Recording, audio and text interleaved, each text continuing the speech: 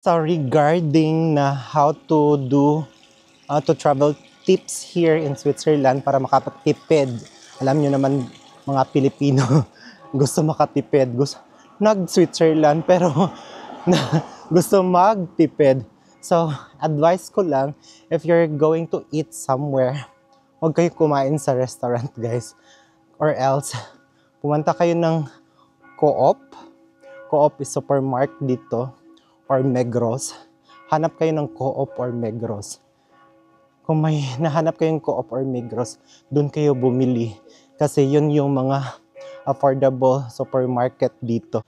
Actually, hindi siya gaano ka mura. But if you're compared to other to restaurant, it's affordable na to compare to other restaurants. So, kung magtra-travel kayo dito sa Switzerland, dapat wag kayong kumain sa restaurant kundi punta kayo ng Co-op or Migros. Doon makabibili kayo ng murang pagkain.